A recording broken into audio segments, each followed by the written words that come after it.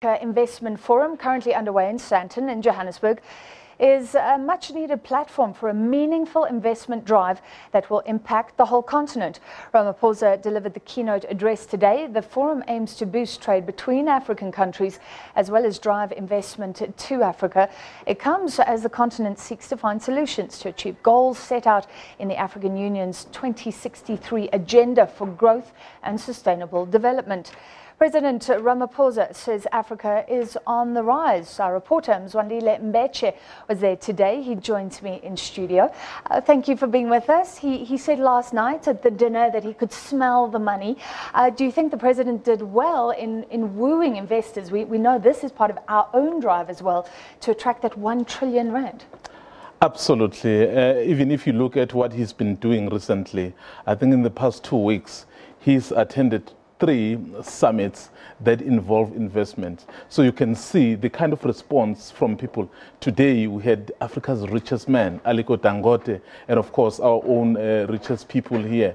So it shows that people are really responding to his message. Remember 2 weeks ago we had the first ever investments conference in South Africa, which was attended by a lot of people. And of course those pledges, people saying they'll pour in the money, were quite uplifting for the president. So a few days later, he traveled to Germany, where he also took part in what they call a G20 Africa Compact, where the G20 countries really get together, engage with African countries to say, what is it that we do to boost investment in your continent? And of course, you saw this happen today. And I think that's the reason, Francis, he said by the end of this summit, he expects at least $28 billion of deals to be signed. Sure, and we keep on hearing the mantra that African countries should trade with other African countries. We can actually do this for ourselves. We can actually do this for ourselves. And you know what was very interesting, even outside of what the president was saying, other business people there. So there is this talk of saying, what happens after China? Right now, everyone is talking China and Asia, but there is a sleeping giant, and that sleeping giant is Africa. So given that already they've decided that there should be this continental free trade area, so they have the possibility of increasing intra-Africa trade. I mean, currently it's very low, between 12 and 15% for a continent with 1.2 billion people. Yeah. Really, they just need to look at infrastructure, at skills, and of course, up that intra-Africa trade. Yeah, and South Africa, I mean, do you think we're doing a good job saying we're a good trading partner within the continent? We know there's been some resentment, some even, say, governmental resentment leading to a backlash possibly against MTN in Nigeria.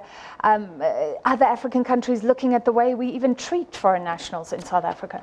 Of course, you can't just, you know, South Africa in Africa is obviously a superpower because it's the most industrialized. Actually, it invests most in the African countries. But there will always be that resentment because we are being accused, for example, that our business practices out there are quite not acceptable to other countries. But I think the bigger problem, Francis, is that generally our countries have really they have not put in place proper regulatory frameworks to allow for proper investment. That is why, I mean, even if you listen to the president, he said it's about time we remove this policy uncertainty and then we clear the regulatory framework. Because once everyone understands how business should be done, and then you would not have this problem where South Africa will be accused of ABC, you know. So that's what these countries should do, and of course being assisted by private sector. And finally, lots of young people, but how do we skill them? That was a topic as well. I think that was a topic. If you're talking about investment, you're talking about growing the economies, you have to have people who would be able to be at the center of that.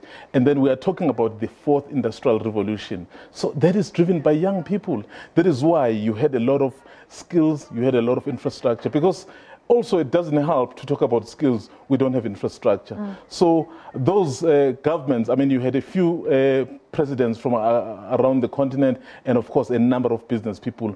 It looks like they are starting to sing from the same hymn sheet. All right, well, hopefully this summit bears lots of fruit. Thank you very much, Mzwandile Mbeje, SABC reporter, covering that crucial Africa Investment Forum for us.